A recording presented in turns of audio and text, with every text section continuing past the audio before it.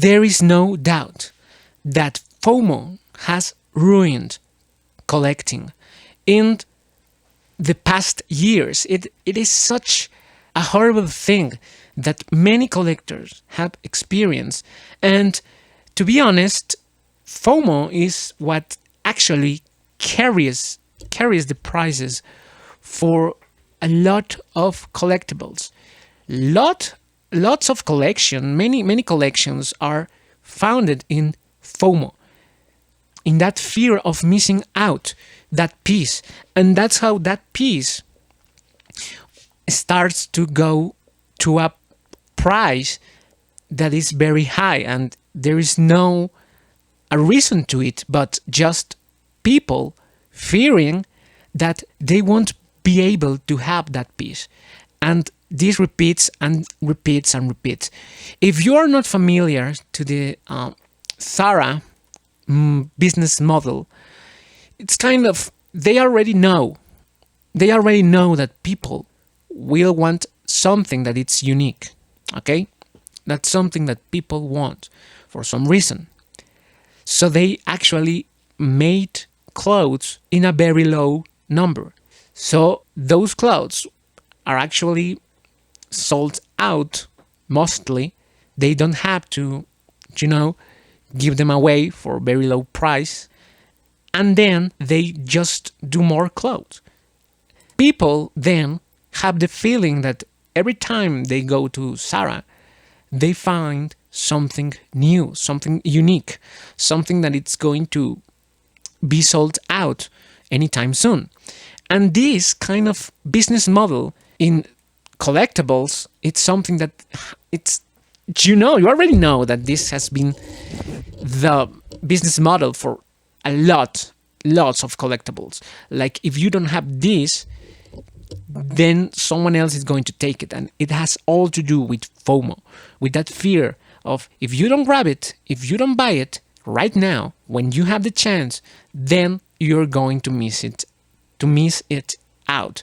You won't be able to get it in the future. And the thing is that that FOMO make us feel like if we have that piece, if we were to have that piece, then we are going to be happy. If you get that piece, you are going to be happy. That's what FOMO is actually saying to you. That's the fear behind it all. If I have it, I'm going to be happy. And if I don't have it, I'm going to be sad. It's going to be painful. That's what FOMO is all about. That's where that fear comes, and it is so irrational. It doesn't make any sense. I know it is absurd, but the thing is that even when it is nonsense, we all have feel it. And when we're talking about collectibles, this is an everyday thing. And like I said, there are tons of collectibles that are founded in this solely reason to buy. It is like you feel FOMO, then you buy and keep buying, because you know what? There is always another super special piece of collection. There's always another one. You want a holy grail? There are thousands of them, thousands literally. And you may argue, no, there are not. There's just one holy grail for each collection.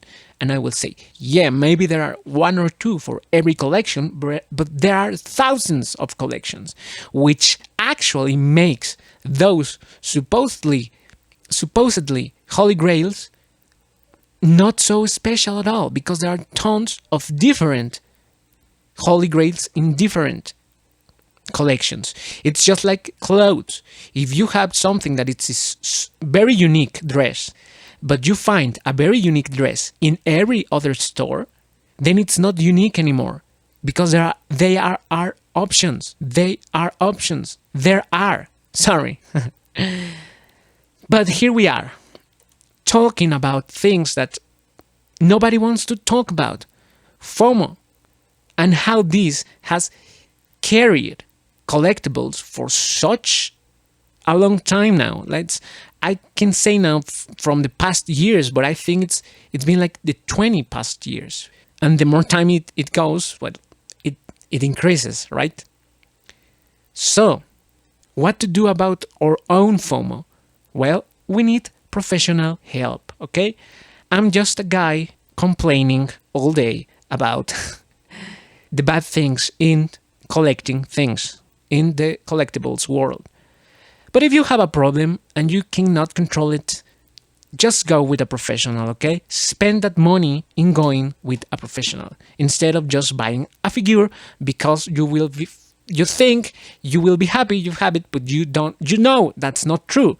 You know that happiness, it's temporarily, and that every time you buy something new, it just decreases. Instead of you being happier, that momentum of happiness, that amount of explosive happiness, it just goes down quickly, more quickly than before, because you adapt, okay?